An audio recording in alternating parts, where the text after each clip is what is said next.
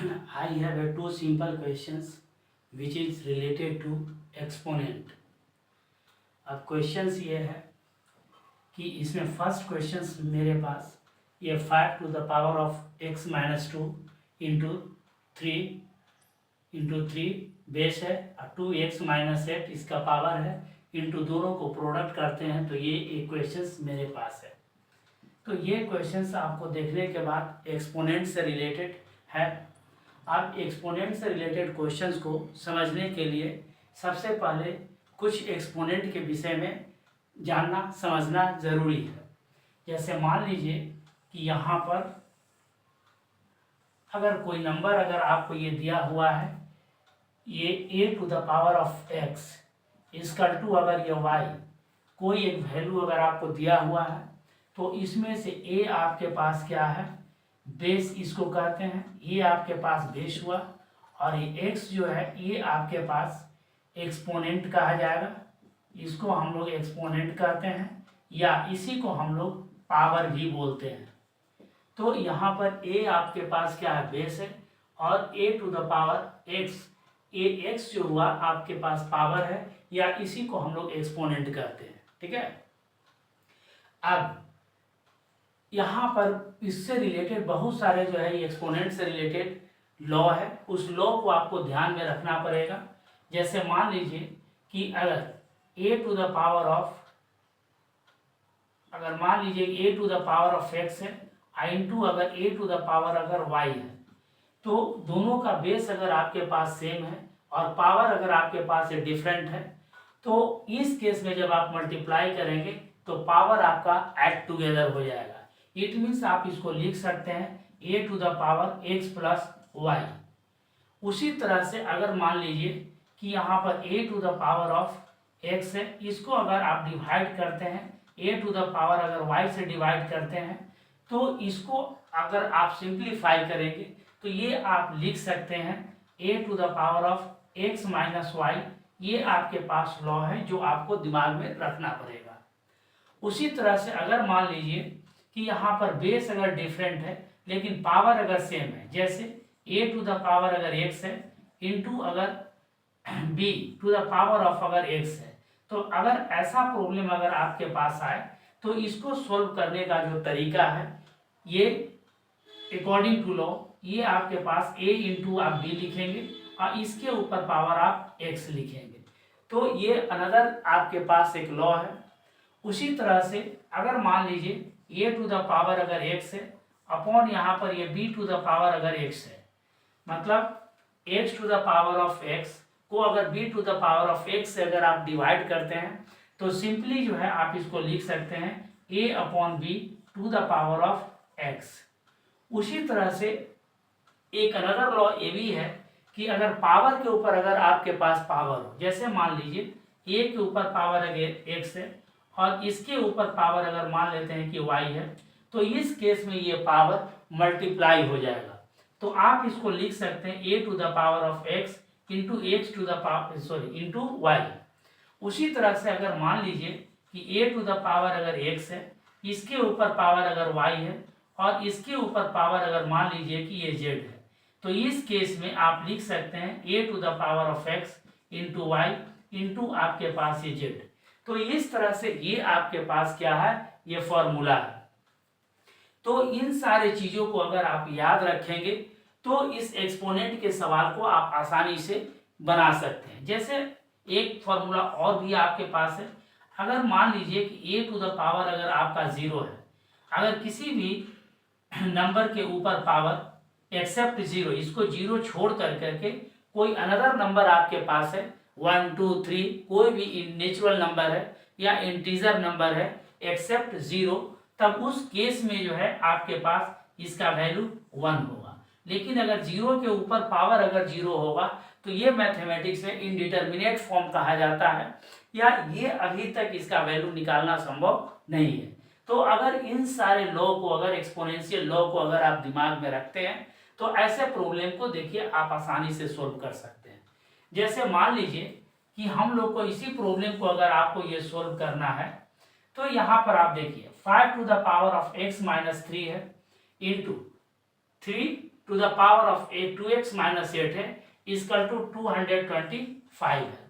तो ये 225 है। तो एक तो आपके पास सोल्व करने का ये तरीका होना चाहिए कि LHS और RHS इन दोनों साइड में आपके पास बेस सेम होना चाहिए, तो आप इक्वेट कर करके सोल्व कर सकते हैं। लेकिन यहाँ पर आपके पास बेस सेम नहीं है, तो आप ऐसे सवाल को सोल्व करने के लिए ये 200 ये 25 है, इसका आप प्राइम फैक्टराइजेशंस निकाल दीजिए। तो अगर आप इसका प्राइम फैक्टर आप निकालिएगा यहाँ से, जैसे 2 to 5 का, तो ये आपके पास 3 से, तो 3 7 या 21 और ये 5 आ जाएगा।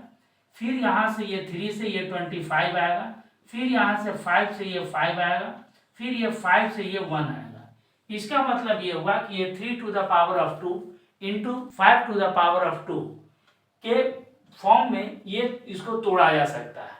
तो हम इसी कॉन्सेप्ट को ध्यान में रखते हुए हम इसको लिख सकते हैं 5 to the power of x minus 3 into 3 to the power of 2x minus 8 equal to, यहाँ पर ये 3 to the power of 2 into ये 5 to the power of ये 2।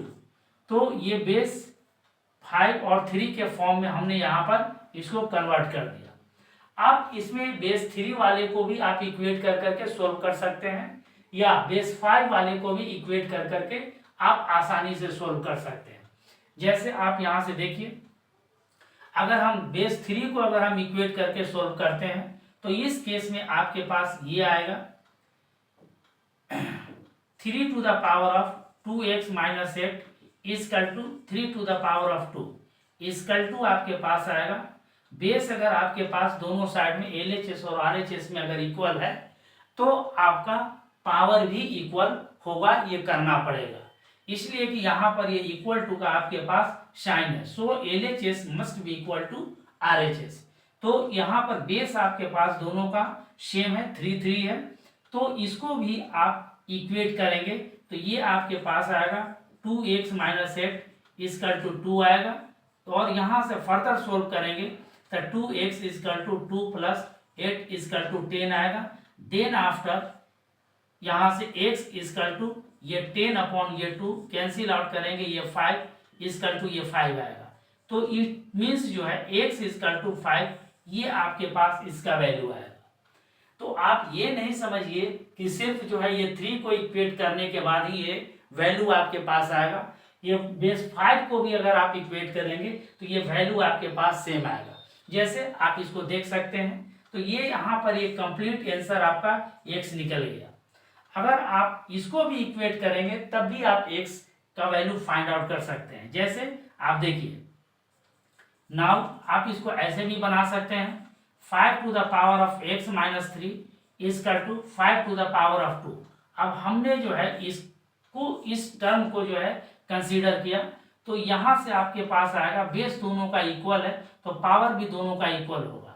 इसका मतलब ये x माइनस 3 जो होगा ये 2 के इक्वल होगा। It means x equal to ये 5। तो यहाँ पर भी आपके पास x इक्वल टू 5 वैल्यू आया और यहाँ पर भी x इक्वल टू 5 वैल्यू आया। तो इस तरह से एक्सपोनेंट के प्रॉब्लम को ये सॉल्व करने के लिए आपको ये सारे लॉ को जो है दिमाग में रखना पड़ेगा, और उसी का एप्लीकेशन यहाँ पर है। इसको जब आप अप्लाई करेंगे एक्सपोनेंशियल लॉ को तो आसानी से ऐसे प्रॉब्लम को आप बना सकते हैं। अगर इस प्रॉब्लम को आप बनाए हैं तो इस प्रॉब्लम को भी आसानी से आप बना सकते हैं। जैसे आप ये देखिए, इस प्रॉब्लम को अगर आपको ये सोल्व करना होगा तो यहाँ पर 3 to the power of 3x into 3 to the power of 2 upon 3 to the power of x है। तो इसको जब हम ये सिंप्लीफाई करेंगे तो ये दोनों इंटू के फॉर्म में है, ये इंटू है, तो इंटू है तो यहाँ पर पावर ऐड टुगेदर हो जाएगा। तो हम इसको लिख सकते हैं simply 3 to the power of 3x plus यहाँ से ये 2x अपॉन यहाँ से ये 3x होगा इक्वल टू, इसको हम लोग पढ़ते हैं short form of 3 to the power of 20। तो इसको अगर हम सिंप्लीफाई करेंगे तो आप लिख सकते हैं 3 to the power of 20 to the power of short जो 4 है इसको आप 1 अपॉन यहाँ पर 4 लिखेंगे। तो देन आफ्टर जो है इसको जब सोल्व करेंगे तो ये 3 टू द पावर ऑफ ये 5x आएगा अपॉन यहाँ से 3 to the power of x equal to, अब देखिए पावर के ऊपर पावर है, जब पावर के ऊपर पावर अगर आपके पास रहेगा तो ये पावर मल्टीप्लाई में चला जाएगा। इट मीन्स यहाँ पर ये 20 इंटू हो जाएगा 1/4, तो इसको कैंसिल करेंगे तो यहाँ पर ये 5 आएगा।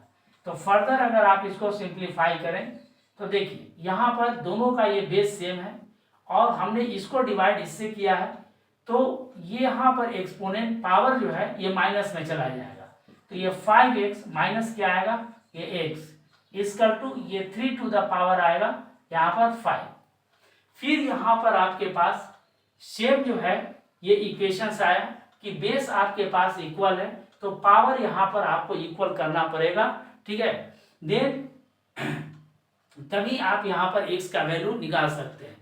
तो यहाँ पर बेस इक्वल है तो हमने पावर को इक्वल कर देते हैं। तो यहाँ से ये 3 टू द पावर आप एक स्टेप और लिखिए, 3 टू द पावर ऑफ यहाँ से ये 4x इक्वल टू होगा 3 टू द पावर ऑफ 5। जब बेस को इक्वल करेंगे तो यहाँ पर आपके पास लिखा जाएगा 4x इक्वल टू ये 5 होगा, इसीलिए यहाँ से x इक्वल टू आप 5 अपॉन क्या लिखेंगे 4। तो इस तरह से x इक्वल टू 5/4 इस क्वेश्चन का आपके पास आंसर है। तो आप ये देखिए किसी भी प्रॉब्लम को अगर आपको सोल्व करना हो तो एक्सपोनेंशियल लॉ को आपको ये फॉलो करना पड़ेगा किसी भी हाल में, इसलिए आप इसको ध्यान से मेमोराइज कीजिए, दिमाग में रखिए, तब ऐसे प्रॉब्लम को सॉल्व कीजिए। Thank you.